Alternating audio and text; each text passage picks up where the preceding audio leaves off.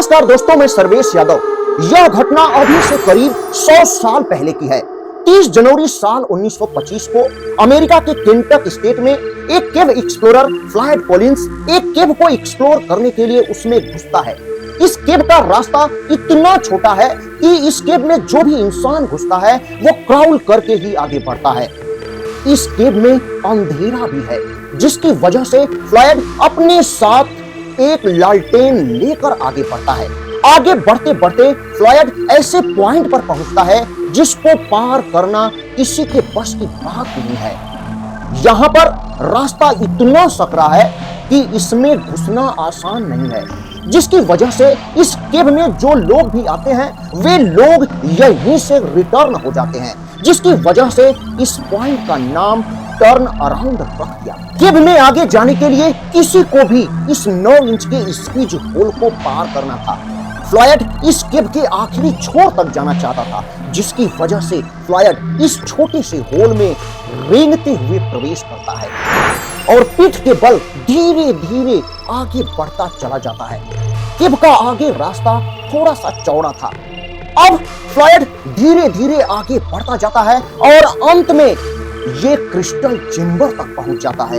यह वही रूम था जिसकी तलाश फ्लायड को थी। क्रिस्टल चेंबर को देखकर फ्लायड को खुशी का ठिकाना नहीं रहा। अब फ्लायड इसी क्रिस्टल चेंबर से मालामाल होने वाला था। फ्लायड ये सब देखने के बाद वापस लौटता है। अब फ्लायड को उसी तंग रास्ते से होकर गुजरना था। फ्लायड पीठ के बल लेटता है और पैर के सहारे धक्का देते हुए पीठ को रगड़ते हुए पीछे बढ़ता चला जाता है।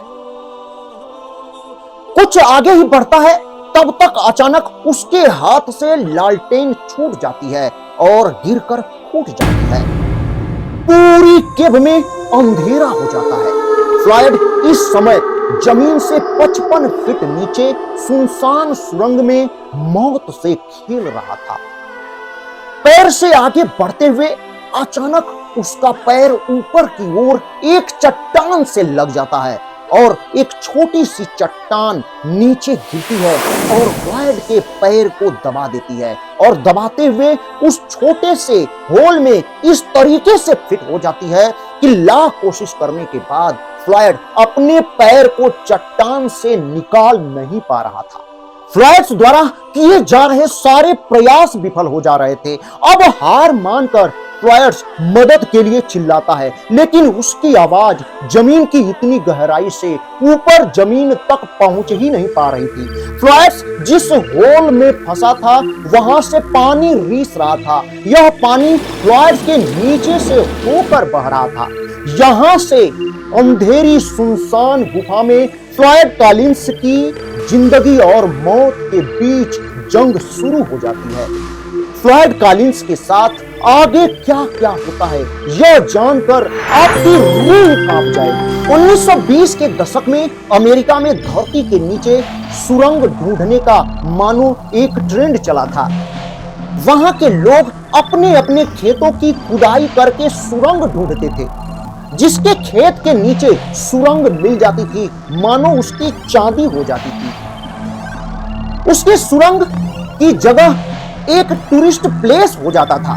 लोग उसकी सुरंग को देखने के लिए दूर दूर से आते थे और सुरंग को विजिट कराने का खेत का मालिक पैसा वसूलता था। जिसकी सुरंग जितनी सुंदर और नेचुरल होती थी वो उतना ही ज्यादा चार्ज रखता था। इसी तरह वहीं का एक नौजवान फ्लायड कॉलिंस था। उसकी भी इच्छा थी कि उसके पास एक सुरंग हो जिससे उसके आमदनी का कुछ सोर्स हो जाए और उस आमदनी से वो अपने घर की आर्थिक स्थिति को मजबूत कर सके। एक दिन वो और उसका भाई दोनों मिलकर अपने खेत की खुदाई शुरू कर देते हैं। खोदते खोदते वो सुरंग को लगातार ढूंढते जा रहे थे। अंत में उसके खेत में भी एक सुरंग मिल ही जाती है।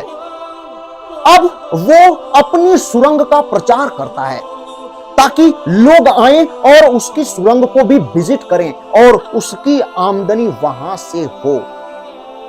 लेकिन परेशानी यह थी कि फ्लॉयड की सुरंग मेन रोड से कई किलोमीटर अंदर थी और मेन रोड पर कई सारी सुरंगें थी, जिसकी वजह से जो लोग भी आते थे मेन रोड पर ही रुककर उन्हीं सुरंगों को देखकर वापस चले जाते थे।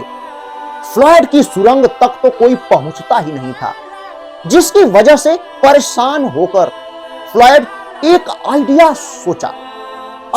सोचा कि क्यों ना वो मेन रोड पर ही किसी सुरंग मालिक से संपर्क करे और उसके साथ वो पार्टनरशिप में धंधे को आगे बढ़ाए। वह एक सुरंग के मालिक से मिलता है और उससे कहता है कि मैं आपकी सुरंग का ख्याल रखूंगा और जो लोग भी सुरंग को देखने आएंगे उनको मैं पूरी सुरंग दिखा दूंगा। इसके एवज में जो भी मुनाफा होगा उसमें से कुछ हिस्सा मुझे आप दे दीजिएगा। फ्लॉयड की यह बात सुरंग के मालिक को अच्छी लगी। उसने सोचा कि अब मुझे सुरंग का ख्याल रखने और लोगों को सुरंग दिखाने में समय खर्च नहीं करना पड़ेगा।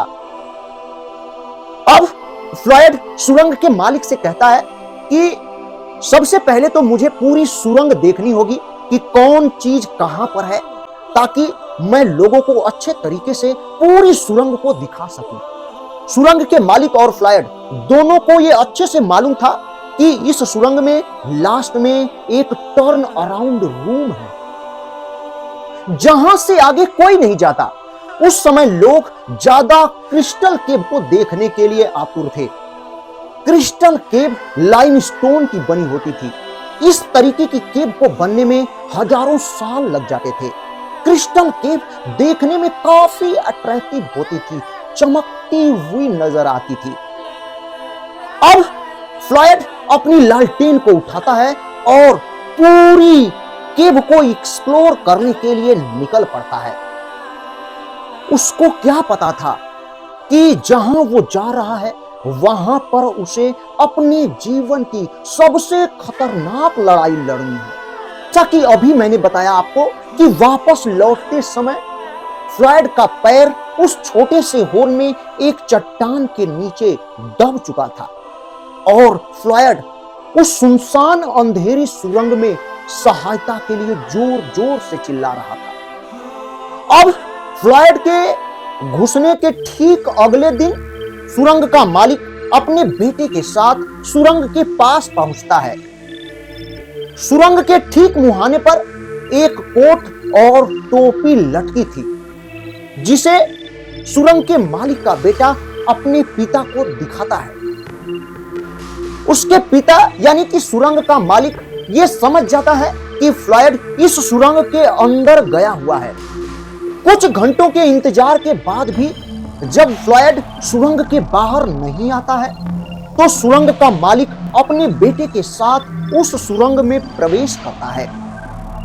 सुरंग में जाते हुए सुरंग का मालिक फ्लॉयड को जोर जोर से चिल्लाता है, लेकिन कहीं से भी कोई आवाज आती नहीं है। अब धीरे धीरे चलते हुए सुरंग का मालिक उस टर्न अराउंड तक पहुंच जाता है, टर्न अराउंड रूम तक पहुंच जाता है। वहां पर पहुंचकर फ्लॉयड को आवाज लगाता है।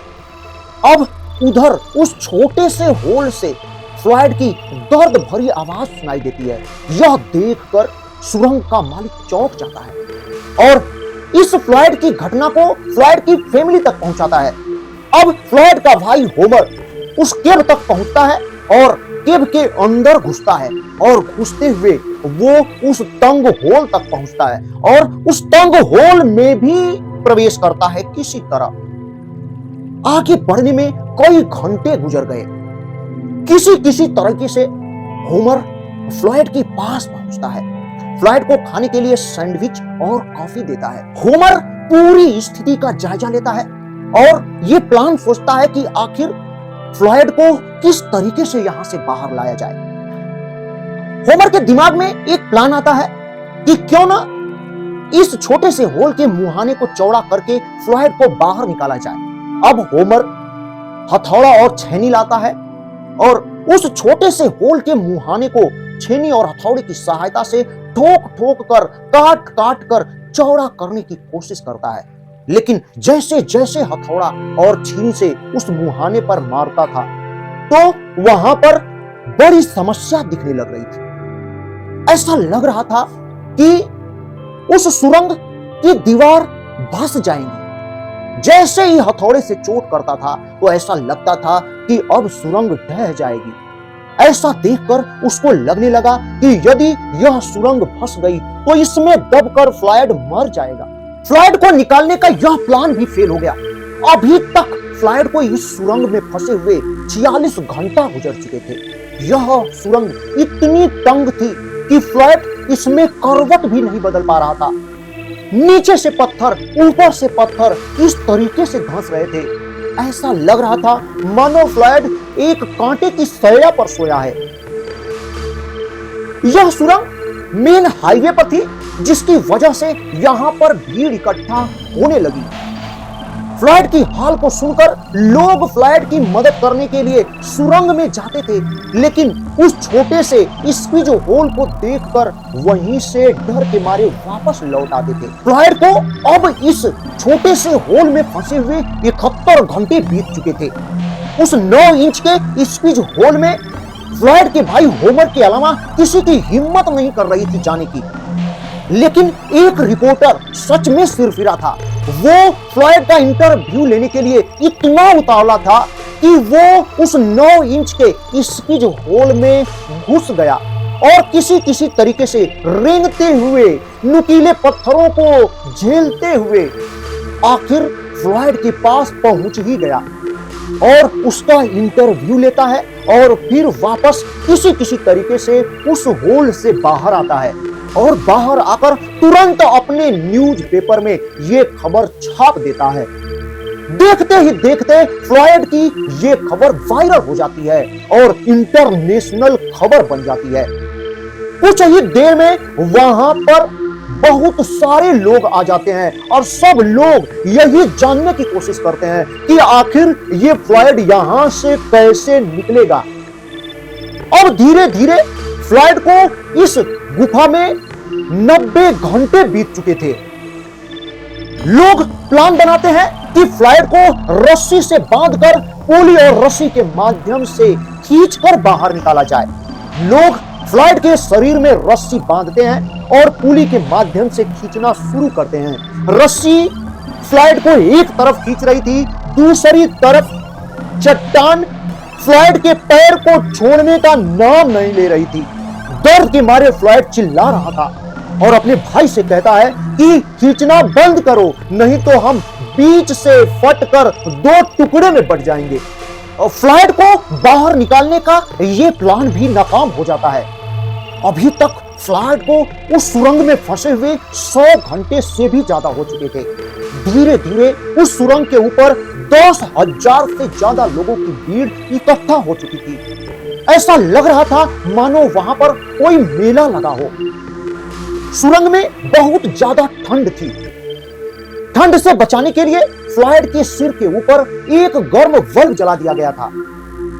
लोग फ्लॉयड को बचाने के लिए अलग अलग तरकीब सोच रहे थे, लेकिन किसी भी तरकीब को इस्तेमाल नहीं किया जा रहा था। सारी तरकीबें फेल हो जा रही थी। तभी फ्लॉयड को बाहर निकालने के लिए एक रेस्क्यू टीम आती है। वो रेस्क्यू टीम देखती है कि इस सुरंग पर 10,000 से ज्यादा लोग खड़े हैं। अब यह सुरंग धीरे धीरे कोलैप्स होना शुरू कर दिया था। तभी उस रेस्क्यू टीम का एक मेंबर फ्लॉयड के पास पहुंचता है और देखता है कि सुरंग से एक एक पत्थर करके धीरे धीरे टूट करके नीचे गिर रहे हैं। उसको समझ आ जाता है कि अब कुछ न कुछ कोई दुर्घटना हो सकती है। वो आदमी धीरे धीरे वापस जा रहा था। तभी फ्लॉयड के भी समझ में आ गया कि अब उसका बच पाना मुश्किल है। फ्लॉयड इस सुरंग में अकेला मरना नहीं चाहता था। तभी वो जा रहे हुए आदमी से एक गिलास पानी मांगता है।